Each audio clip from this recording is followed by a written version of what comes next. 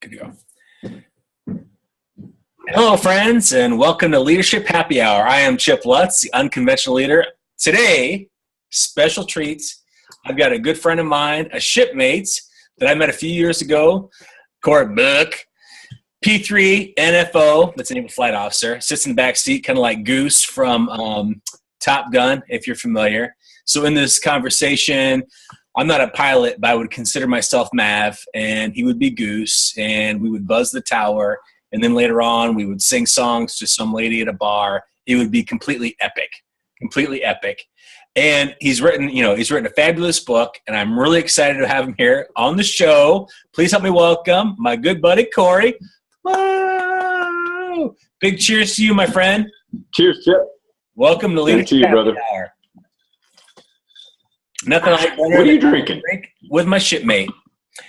So, tell everybody a little bit where you're from and what you do, and we'll get into it from there, my friend.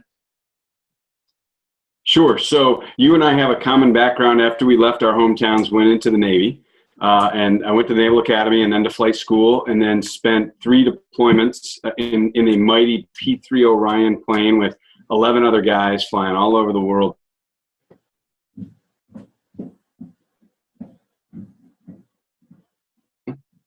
And then I spent 8 months chasing drug smugglers in the air and on the water in Panama and Honduras. And then finished up flying over Bosnia before wrapping up, going back to the Naval Academy in an academic role, teaching leadership there. Then got out, got into business, was a marketer at General Mills, got bit by the NASCAR bug and did some NASCAR work for Newell Rubbermaid, and then came to Johnsonville. Stop just for a minute. Did you drive a NASCAR car? I did. I think 178 or 180 miles an hour at one point. Yay! That is awesome. I had somebody next to me. I guess he was. Yeah, I had a safety driver. The teacher, the instructor next to me. You didn't need to tell me that. It was cooler if you just left that part out.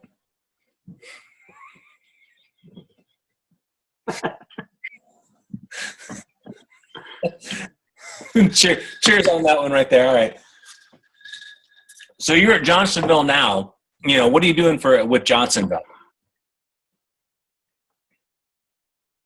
So I lead our business in the Asia Pacific. I've got a team in Japan and a team and a plant in China, and then some responsibility for Hong Kong, Taiwan, and Korea. Interesting. Now, what do you see, since you're leading some of their leadership, initiatives overseas in Asia, are there differences between the way they look at leadership and the way we look at leadership, or is it pretty much parallel?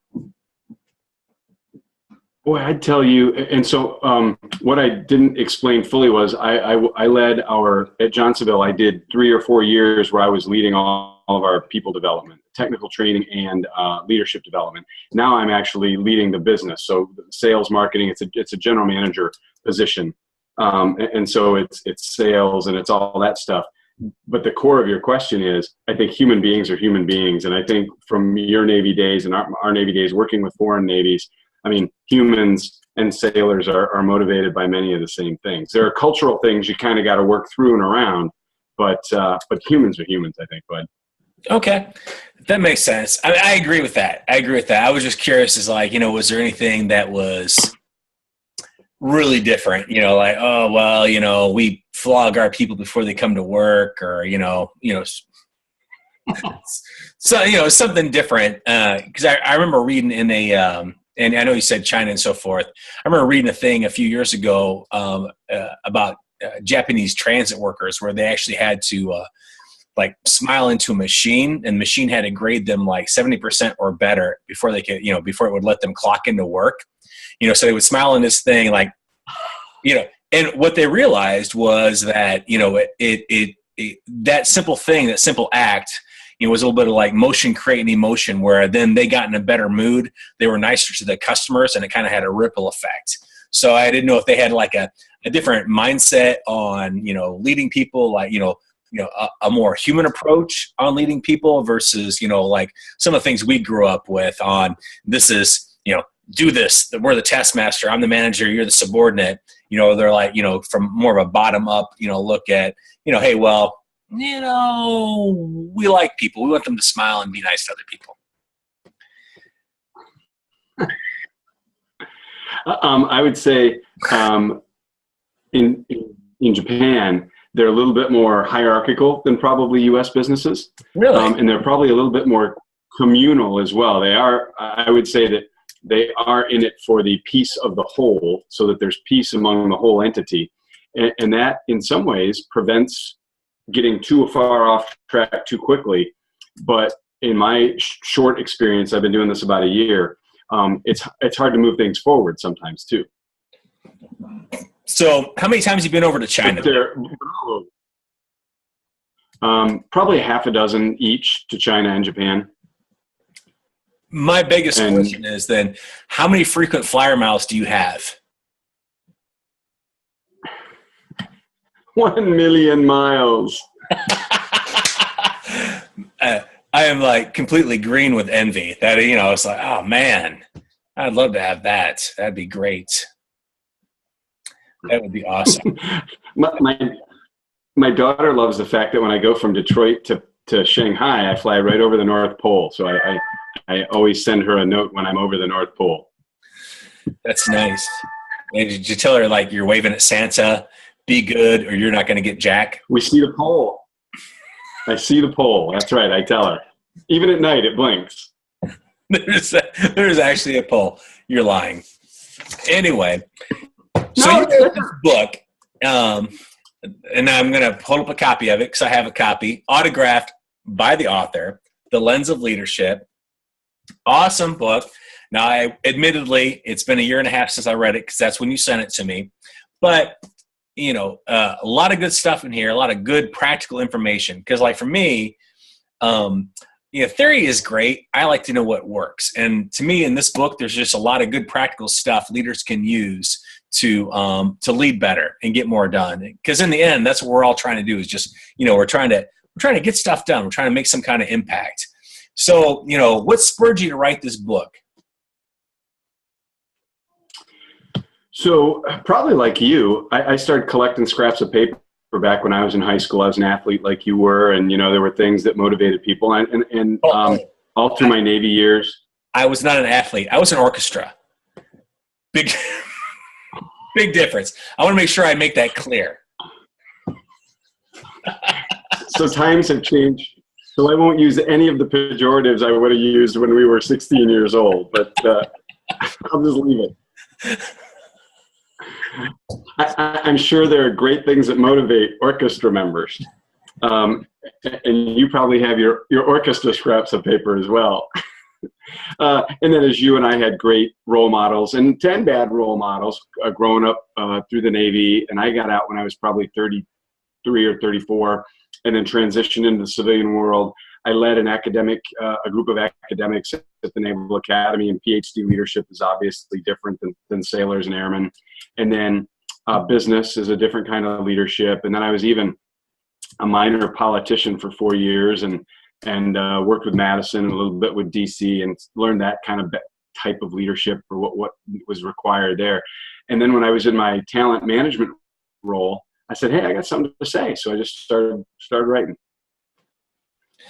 And, so it was kind of like this internal thing of like, I just got to get that out there for people. So they, because I know, like, for me, like, and I'm sure it's the same for you. I just feel the need to, help other people along the way. Is that, I think that's something that people don't realize about the military is I think that we do a really good job of, at least in the Navy, I think of helping, preparing our people for the next step, which I don't think they do as good a job of in the civilian world. I think they do a really good job of promoting people that are technically proficient, but they don't really prepare them for leading people. And like for me, I have a passion for helping those people shorten the time span on learning things that it might have taken me if I hadn't had that help from other people. That makes sense. And I think that's what your book. Absolutely.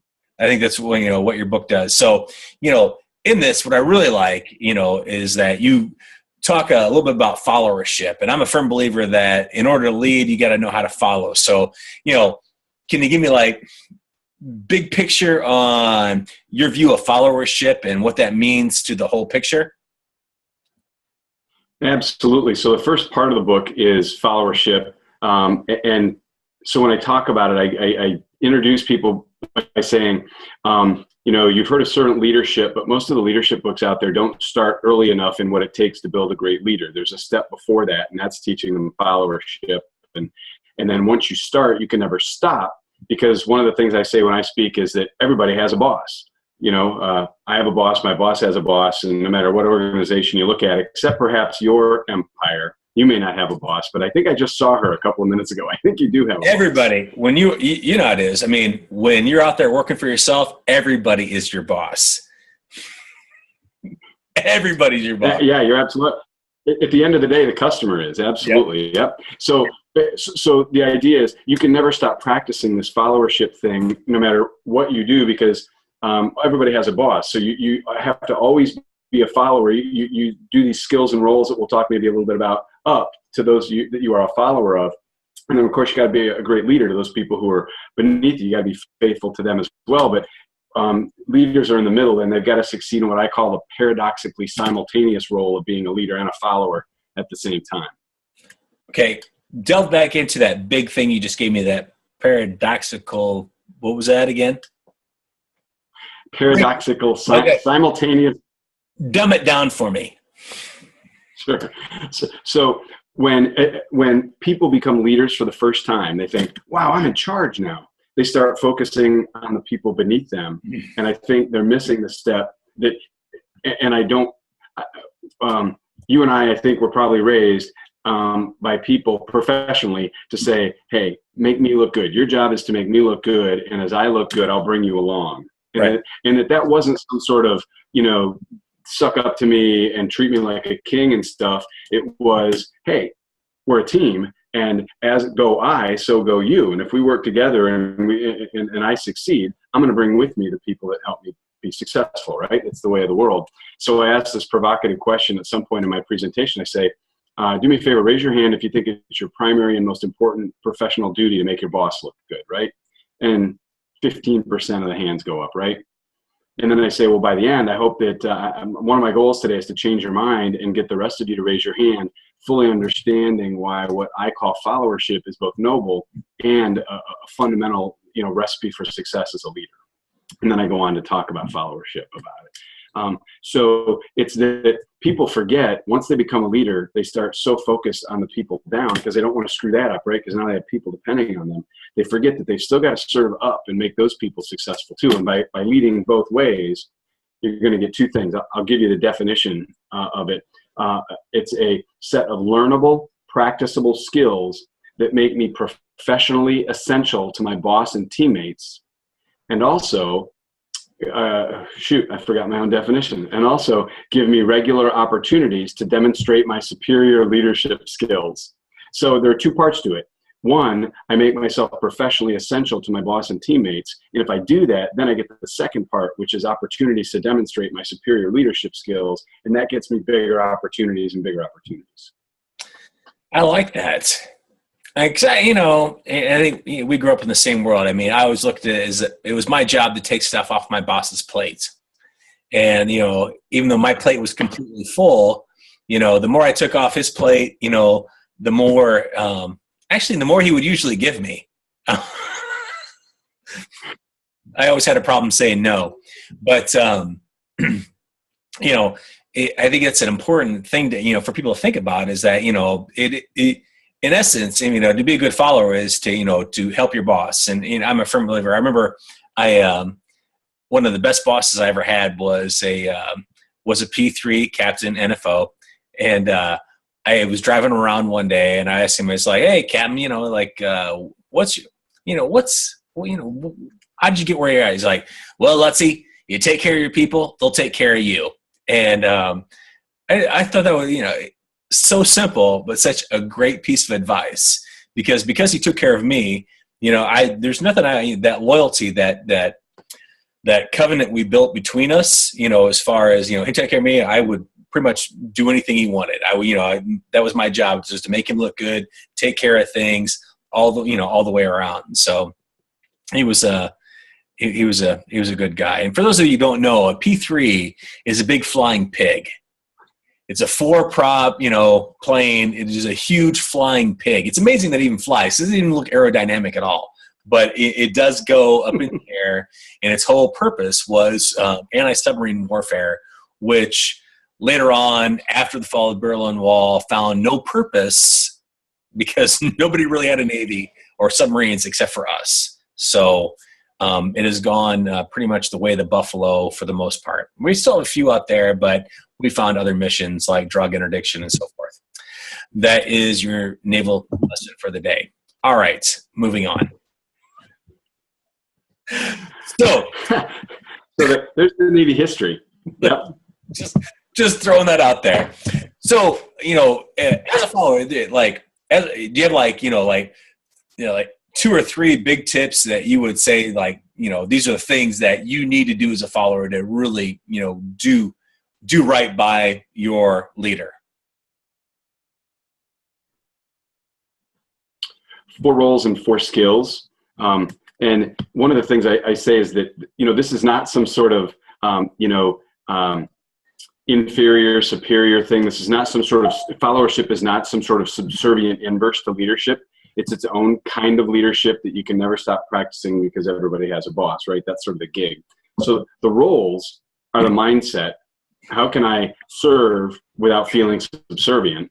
And there are 4 roles that I'll go through really quick. One is a valet. The other is a Socrates-like mentor. Third is a chameleon. And the 4th is a pastor parent, what Jack Welch called a pastor parent. And the idea is a valet, what's a valet do? And I don't mean the valet that parks your car when you eat at a great Milwaukee restaurant. I mean the kind of valet that Alfred is to Batman, right?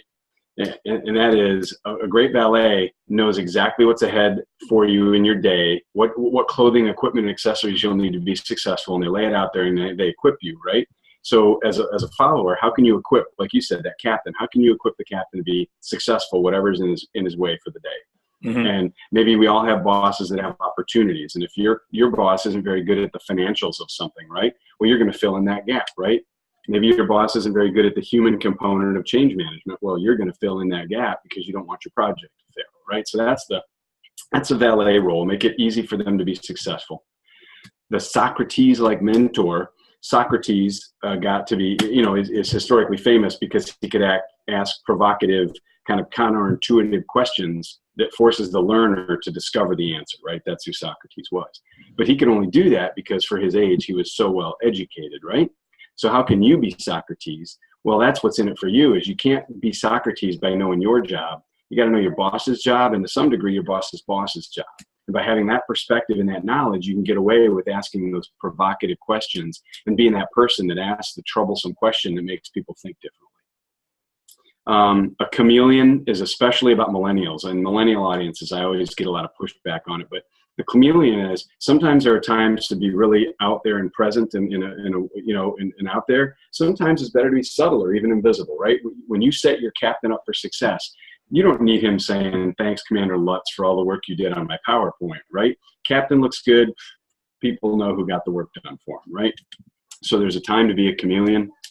And then finally, the pastor-parent role. Jack Welch says, pastors hear the sins and complaints of an organization without judgment, but parents, they love us, but they make us take our medicine. You shove a spoon in their mouth, and because they know what's best for you. And so parents love you enough to give you correction, a fastball right down the middle when you're off track. And he says, if you can earn that role within your team and with your boss, that pastor-parent role where they'll share confidences with you and seek your advice, that's like being a consigliere, and that's being a trusted advisor. So if you can be if you can be those 4 things, if you can be an enabling valet, a kind of a thought-provoking mentor, a situational chameleon, and that trusted advisor, that's setting you up to be able to lead through your followership. I'm going to say this right now, Cory. You've got a huge brain.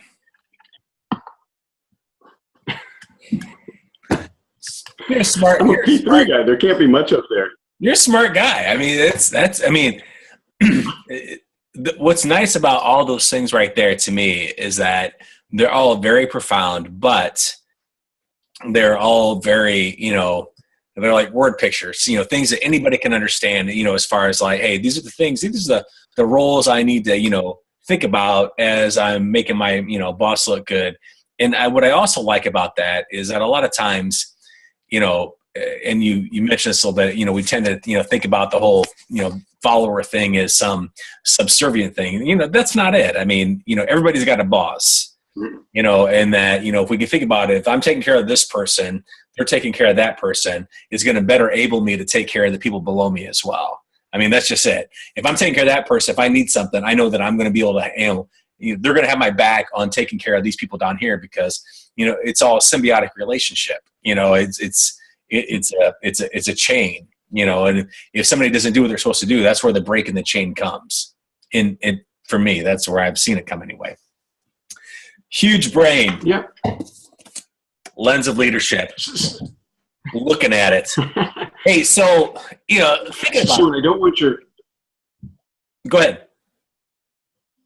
Oh, I was going to say, I don't want your folks to think that because you and I are Navy guys that this is some sort of Navy voodoo, some sort of Navy only thing. This stuff, I'll give you a list of some people who grew their business that your people will recognize. Malcolm Forbes of the Forbes Financial Empire, Sam Walton of Walmart, Ross Perot, an early tech pioneer, Fred Smith of FedEx, Dave Thomas of Wendy's, the current chairman of the New York Stock Exchange, Marsh Carter, current CEOs of Verizon, Clorox, Johnson & Johnson, even Coach K, Coach Krzyzewski. All of these people whose companies and brands and people they recognize, they all practice followership, building their companies and building their careers. And when I speak, I use those examples to get people out of this to make sure that they realize this isn't some sort of military thing. But guess where every one of them learned it? In the Navy? In uniform. Yep, they're all military people who went on to take what they'd learned early in their career and use the idea of followership. I only said Navy to grow their companies. I only said Navy because, I'm kind of like, how should I say, occupational centric. I think it's the best branch. All service is good service. However, some service is superior. Anyway, so here's my. You're gonna get haters. You're gonna get haters. A little big cheers to you. That was a great, big thoughts. Take a big drink here. All right. And what are you drinking there, by the way? Well, I would say rum and Coke, but that wouldn't be accurate. I'm drinking rum and Tab. Tab, ladies and gentlemen, Tab. Who even know they made Tab anymore? I thought Tab had gone the way. I mean, honestly, I thought Tab had gone out with Disco and the Bee Gees, but it still remained. It is here, and Cory has his Tab. I have a case of it. A case of Tab. I'm not gonna say anything on that.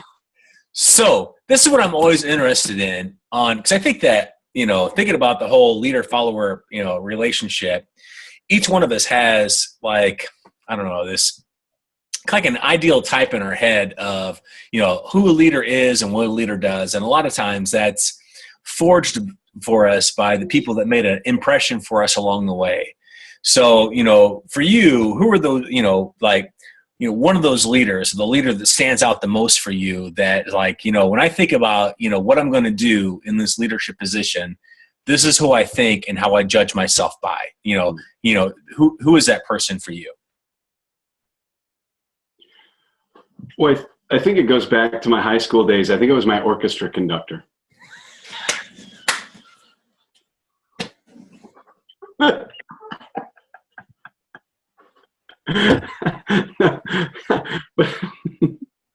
we all get our role models along the way. Certainly, we all have formative people, and I think people who jazz on leadership in general. I think we probably started paying attention early. In high school, it was an athletic coach. It was the guy who owned the place I worked in high school. They gave me a lot of freedom and taught me a lot about the role model a lot. Then certainly formative years, going through the Naval Academy's boot camp system. You know, it's a little different than other programs, but it's an attrition program. Going through that, you have role models. Then you get out there, and some of them are peers, right? Some of the role models that we have are guys who are peers, but they're just so rock solid that you just want to be like them, right? And some of them are obviously commanding officers, and I think that's why, you know, the book. You and I are so blessed because we had so many great role models, and all those role models have little cameos in there, right? You know, just like your life, these cameos come and go, and they impact you in profound ways. But who is the one? Oh, it'd be my third P3 skipper. You know, for your listener, for your viewers, you know, an aviation unit, the number 2 person becomes number 1 and get a new number 2. Then he moves, and that number 2 becomes number 1. Right? It's this experiential. So every year you get a different head, boss, different skipper, commanding officer. And my third commanding officer, he was a warrior poet. He was a commander, which at that time, when you're a JG or a lieutenant, they're like ancient, right? But he could still fly the plane and kill bad guys, and yet he was he could stay up drinking and frolicking with us after missions, and then he'd be up locked and cocked at dawn and leading the next day. And he was just everything. He was never asked anybody to do anything he couldn't do himself. He knew every minute detail of the airplane, yet was also very strategic in how we should employ it. And yeah, Ken Deutsch is his name, and he retired as a 2-star, and now he's out, still serving. Although he's making more money, but he's still enabling that community to buy the stuff they need to buy and stuff. But he whenever you want to measure up to somebody, he's mine. Yeah, that's cool. Because I think that we all have like the one. I mean, this is the one person that made such a profound impact on me that, you know, like you said, there's a lot of different people along the way that invest themselves in you, that, leave a piece of themselves in you that help you be a better leader. But sometimes there's that one that we're like, yeah, that's what I see when I see what I want to be as a leader. That's how I want to lead. That's how I want to do things. That's cool. But this is what I do want to tell you about the whole orchestra thing, is that my orchestra conductor, my friends, I actually wrote an article about this a few years ago, and it's on LinkedIn, by the way. You can find it. It's called Close Enough for Jazz. And that's what he would, we would play something, and he would, all right, he would say, because he was a bass player like I was. He's like, oh, that's close enough for jazz. And, what I always took from that is that, perfection is the enemy of production. And that, sometimes things can just be close enough for jazz. That there's never been anything that's been perfect on this earth. And it says Jesus Christ walked it. So we can, waste a lot of time trying to hit perfection, or we can just say, you know what, that's close enough. I'm good. I have to move on to this right here because I got a lot of things I got to do. And his name was Scott Johnson, awesome guy. I'm going to actually, since I mentioned him in this, once I put it up on Facebook, I'm going to tag him on it because we're connected on Facebook, so he can see that I'm still thinking about him today. But so don't bag on the orchestra, buddy. Don't bag. Well, and you're right. Jazz. Cheers to all the other dorks out there that were in the orchestra. You said it. I didn't. So, coming back through your book today, I came across this chapter 20, that talked about leading your people to be like hybrid cars. And I kind of, wrapping up our conversation, I kind of wanted to, get your gist on the whole hybrid car thing. So throw it at me. Sure. So that goes back. That's actually a little bit of an academic chapter in that it goes back to research from the 60s that is still, and you know who Daniel Pink is, right? He's written 2 or 3 really fantastic books. And in one of them, he talks about how today people want autonomy, mastery, and purpose. But that really goes back to a guy in the late 60s who found out that, and it's a little academic and dry, but basically what he found was that I can't motivate you. And again, you and I know this intrinsically from our experience, but I can't motivate you. I can kick you in the fanny and then you'll do what I want you to do, right? But I can't motivate you. Only you can really motivate you. And what I need to do is to create the environment where you have what Daniel Pink came to call autonomy, mastery, and purpose. When you think what you're doing is important, and you think you're the master of a little bit of your domain, and you're good at that role, and have freedom to perform, you don't need me anymore, because you're going to want to do it. And the thing about hybrid cars is just don't install a battery in people, because the battery, they'll expect you to recharge it. If you make them like a hybrid car, as they drive along, they'll charge their own battery, and they'll be self-sustaining, and they won't need you. So that's the kind of the analogy of that chapter. And as leaders, and one of the great joys that you and I, I'm sure, have is when we meet someone who we maybe played a small cameo role in their story, and you meet them years later, and they're this very capable, very accomplished, very, they're leading lots of people now and stuff. And you see that, and you think, I was a nudge, but I was a chapter in that, and I'm so proud of that person and what they've accomplished. And that chapter is about, hey, turn your people into hybrid cars so they can motivate themselves. And at the end of your career, I really believe I end my talks this way, that that I think life is like George Bailey's. That's the Jimmy Stewart character from It's a Wonderful Life that comes on at Christmas time, We really never know how many lives we touch as leaders, but then at the end, they are our legacy. All these people who, and you just said something, and this is going to sound really strange, but it was really beautiful what you said about going in and out of people's lives or something like that. But all those lives that we come in and out of, they are the legacy we get to leave. We have our family legacy, which is probably, is central and very important. But then there are all these other people who will choose to think of you as someone who helped me and played this positive chapter in my life, or this person who didn't help me. And I think it's our goal as leaders and people who care about leaders to help people leave as many positive marks on people's lives as we can. I like that. Yeah, and that's why I brought it up. I'm from the same as that, you can do what you can to try to motivate people, but, most of it is trying to touch that inner piece of a person on, getting them to see the value in what they're going to, what it is at the end. How they provide value at the end. And that's what I liked about, that in there. And that's why I wanted you to hit it on a little bit, because it's like, sometimes I take the position that the entire, all of life is a Skinner box. It's just, if you want to see some kind of behavior, you got to do something with the behavior, if you want to see it again or not see it again. I mean, that's just it right there. And, you don't really refer to in there, but, I think, to me, when I think of that, it's like, trying to touch that inner part of a person that makes them want to, makes them want to go forward and see the value in what they're doing. So you can't see that behavior again. So, hey, after this, if people want to find you, where do they find you? They can go to thelensofleadership.com. We'll take them to my site, or they can go to Cory Bouck, CoryBouck, corybouck.com. They can just Google that, and it'll come right up. They can get the book on Amazon. They can get it from me. They can get it in electronic. They can get it paper, printed book, whatever they want.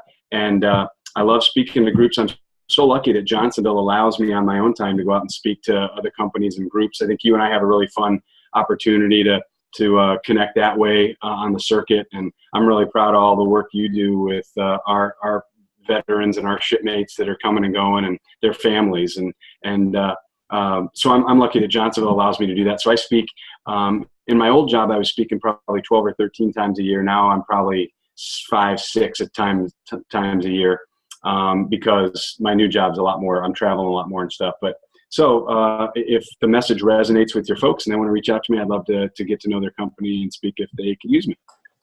That's pretty awesome. And let me ask you this about Johnsonville. All right. So do you get a discount on sausages? We have our own store, of course, like a lot of companies. So yeah, we get some, and again, living here like you do, sausage is currency here in Milwaukee. Yeah. I can pay my bills with sausage. Yes, it is. Yes, it is. because I'm a fan. I'm a fan of Johnsonville. And I'm a fan, like we were talking about before, about the Johnsonville commercials. I just think that like the commercial with the guy, and this is what's interesting. Cory was sharing with me earlier that there's a commercial where the guy's like, this would be my Johnsonville commercial. And he's like, eating, Johnsonville patty, and a squirrel comes up, talk to him, and, a raccoon comes up, talk to him. And then the wolf comes up and talks to him. And it's like, hey, where'd you learn to talk to animals? It's like, in a book. And, to me, it's a hilarious commercial. You haven't seen it. Google it. I'm sure it's on YouTube. But Cory was telling me that he's actually a Johnsonville employee, which I think is even more awesome in that Johnsonville sees the value in their own employees. And, I don't know how it came about where, like, we're going to use our own people, put this out, if they, went and like, hey, what would you do for a commercial? And, he came up with this. But to me, that shows that they value their people. And that's the core of it, is that, and it's very consistent with our culture. And boy, if you ever, ever looking to study a great business leader, Ralph Stayer, the guy who runs Johnsonville, he wrote his own leadership book back in the 90s, but he really believes that the people closest to the problem should be the ones solving the problem. And, so that's the kind of the ethos at Johnsonville, is the people closest to the work should be making the work better and making the work, fixing the work when it's not working. And so part of that with this new campaign is we let our member, we call them members, not employees. We let our members make the ads too. And there's just so much authenticity. The ad you're talking about, that guy is the most wholesome.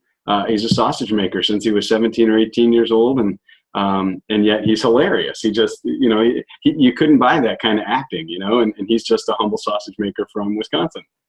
That was great. Well, hey, my friend, I appreciate you spending a little time with me today and sharing your huge brain with the people out there.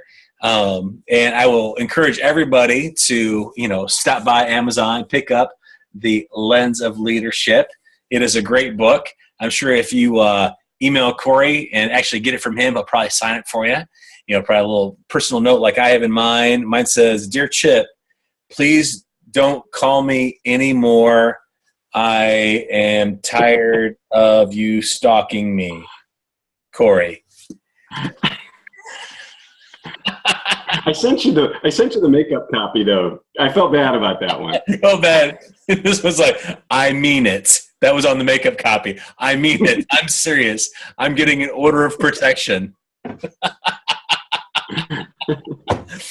So again, I appreciate you spending a little time with me. Like I said, check out Cory if you have more, curious about what he does. Check him out at lensofleadership.com or Cory Bouck, CoryBouck.com. Correct, my friend?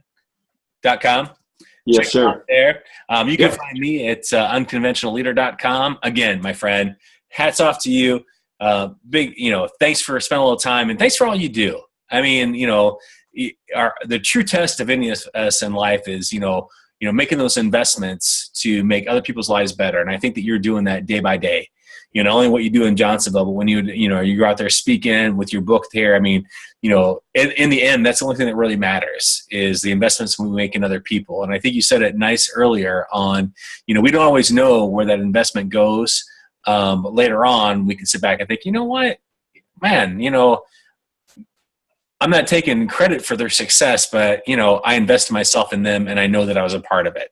And to me, I don't think there's anything more worthwhile than thinking like, hey, I've done well. I've done well by myself and I've done well by other people. So thank you for being a part, and I'll catch you later, buddy. Big cheers to you. All right. My pleasure. Go ashore, buddy. Go ashore.